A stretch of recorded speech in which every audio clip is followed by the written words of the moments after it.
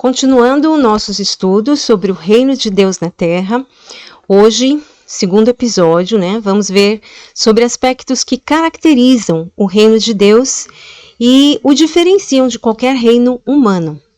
Então, nós vamos começar com o texto de João 18, 36, que diz assim: Disse Jesus, isso quando ele estava diante de Pilatos sendo julgado. Ele disse: o meu reino não é deste mundo. Se fosse, os meus servos lutariam para impedir que os judeus me prendessem. Mas agora o meu reino não é daqui. Então, vamos dizer, o primeiro aspecto que vamos ver é que o reino de Deus, o reino de Jesus, não pertence a este mundo que jaz no maligno. Um mundo falido que espera pela restauração que só em Jesus pode acontecer. E vai acontecer, no tempo determinado por Deus. O apóstolo Paulo, na carta aos Colossenses, ele escreveu justamente algo sobre Jesus, sobre a soberania de Jesus, que diz assim, nos versos de 15, capítulo 1, versos de 15 a 20. Ele, Jesus, é a imagem do Deus invisível, o primogênito sobre toda a criação, pois nele foram criadas todas as coisas, nos céus e na terra, as visíveis e as invisíveis, sejam tronos ou soberanias, poderes ou autoridades, todas as coisas foram criadas por ele e para ele. Ele é antes de todas as coisas, e nele tudo subsiste. Ele é a cabeça do corpo, que é a igreja. É o princípio e o primogênito dentre os mortos, para que em tudo tenha a supremacia, pois foi do agrado de Deus que nele habitasse toda a plenitude, e por meio dele reconciliasse consigo todas as coisas, tanto as que estão na terra quanto as que estão nos céus, estabelecendo a paz pelo seu sangue derramado na cruz. Então vemos que em Jesus haverá a reconciliação com Deus das coisas que estão na terra e das coisas que estão nos céus. E isso acontecerá na plenitude dos tempos, quando finalmente o reino de Jesus será estabelecido na terra restaurada, e ele, Jesus, terá a supremacia de tudo. Esse, então, a meu ver, essa é a principal característica que diferencia o reino de Deus dos reinos do mundo, porque será um reino onde a paz será estabelecida. Ninguém poderá tirar a paz desse reino, porque o rei é o próprio rei da paz, Jesus. Bem, o próximo aspecto que nós vamos ver está na referência de Lucas, capítulo 13, versos 18 a 21, que diz assim: Então Jesus perguntou: Com que se parece o reino de Deus? Com que compararei? É como um grão de mostarda que um homem semeou em sua horta. Ele cresceu, se tornou uma árvore e as aves do céu fizeram ninhos em seus ramos. Mais uma vez perguntou: Com que compararei o reino de Deus? É como o fermento que uma mulher misturou com uma grande quantidade de farinha e toda a massa ficou fermentada. Bem, Jesus pregava, anunciava o reino dos céus, o reino de Deus. E ele procurava comparar com situações conhecidas para que ficasse, e que fique compreensível, para aqueles e para todos. Então, aqui ele faz duas comparações. Em uma, ele diz que o reino de Deus pode ser comparado com uma pequena semente de mostarda, um grão de mostarda. A semente de mostarda, ela é bem pequena, mas quando é semeada, regada, cuidada, faz nascer uma árvore que desabrocha e cresce e fica aquela árvore frondosa. E essa árvore é bênção, para as aves do céu. Elas podem construir ali seus ninhos, e ficam ali abrigadas, abrigam seus filhotes. uma árvore cujas muitas folhas fazem sombra também para refrescar, né, aqueles que por ali passam, né, de dia. E a outra comparação que ele fez foi a do fermento. Aliás, o fermento, ele era muito utilizado na época e continuou sendo, né, um ingrediente assim, essencial para se fazer pães e outros alimentos semelhantes. E Jesus citava, né, o fermento em diversos ensinos, sempre mostrando o efeito que um pouco de fermento faz em bastante farinha, né, ou bastante massa. E o fermento, algumas vezes, ele foi comparado ao pecado, né, que um pouco de pecado, né, quando o pecado, mesmo que seja algo pequeno, ele pode contaminar muitas pessoas e pode se tornar algo terrível, irreversível. Mas nesta ocasião, Jesus citou o fermento para comparar com o reino dos céus. Bem, essas duas comparações nos mostram um aspecto muito interessante, né? O reino de Deus começou pequeno, mas ele vem crescendo exponencialmente. O reino de Deus começou com um bebê, né? Um bebê nascido em uma manjedoura. Foi exatamente quando o Verbo se fez carne, o reino de Deus veio à terra. O rei Jesus, né, que nasceu ali, um bebezinho, cresceu, tornou-se uma pessoa adulta e passou a anunciar o seu reino, o reino de Deus. Formou, inclusive, uma equipe, né, convidando 12 homens ali para participarem do seu ministério. E aí ele começou a atraía multidões com as suas pregações, com a sua presença, com os sinais e maravilhas, né, que ele realizava. Até que chegou o tempo desse rei cumprir a sua missão de morrer pelos seus súditos, né? E se não fosse assim, esse reino não poderia existir aqui na terra. Então ele cumpriu a sua missão, ele morreu, mas ele ressuscitou, tomou a chave da morte e abriu o caminho da salvação, da vida eterna, para que todo aquele que nele crê não pereça, mas tenha vida eterna, vivendo no seu reino eterno.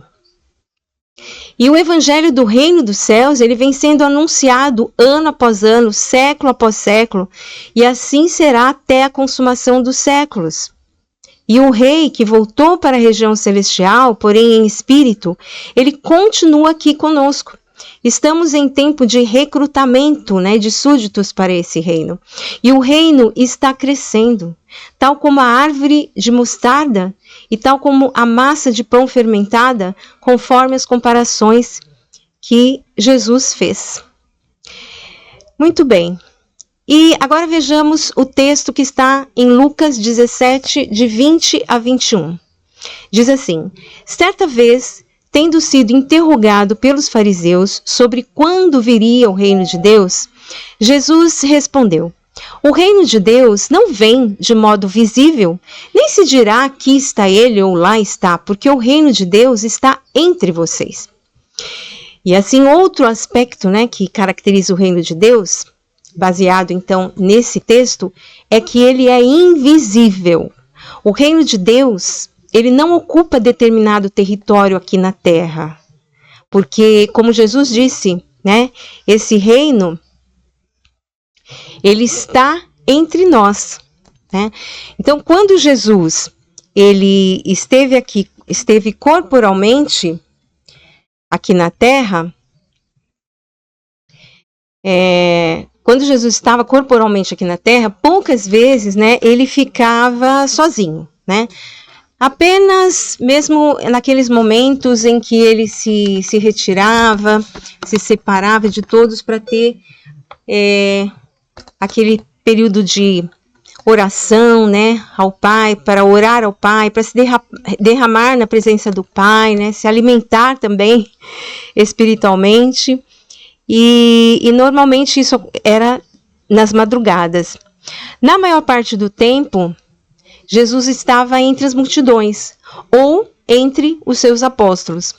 E durante todo o seu ministério, ele andava por toda parte ali na Judéia, Galileia, né, Samaria, e onde ele ia, o reino estava presente na pessoa dele, né? Quando Jesus voltou ao céu, ele enviou à terra o Espírito Santo. Isso está registrado lá em Atos, no livro de Atos. E aí o Espírito Santo veio para habitar em nós, ou seja, interagir com o nosso espírito.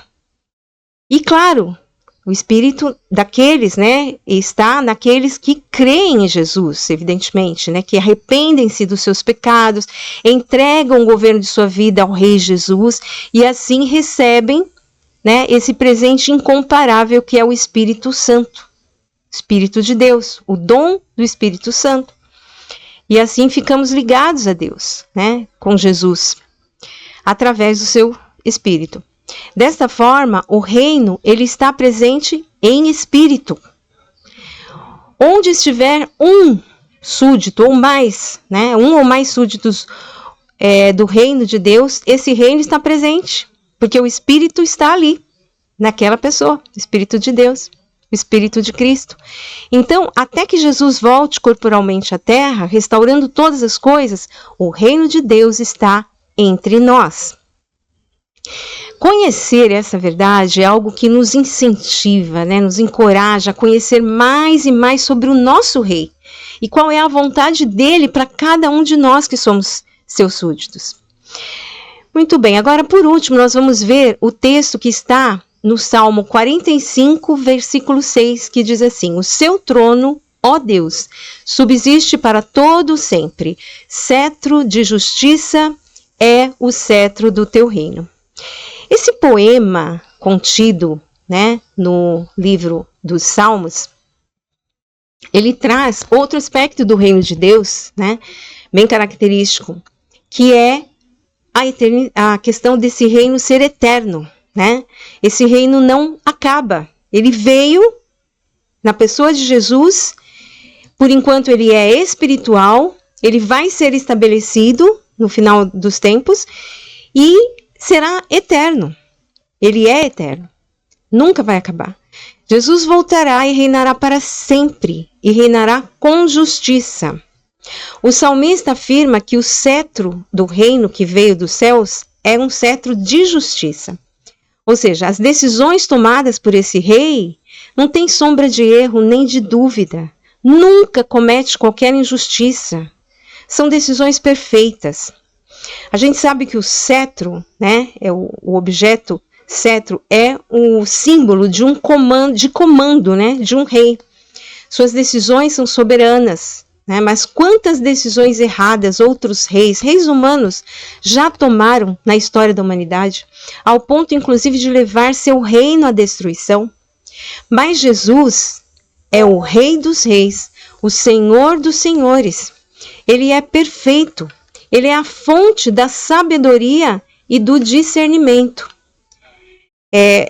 O livro de Apocalipse, no capítulo 19, versos de 1 a 16, traz uma parte da revelação que João recebeu e ele escreveu, que é exatamente o seguinte: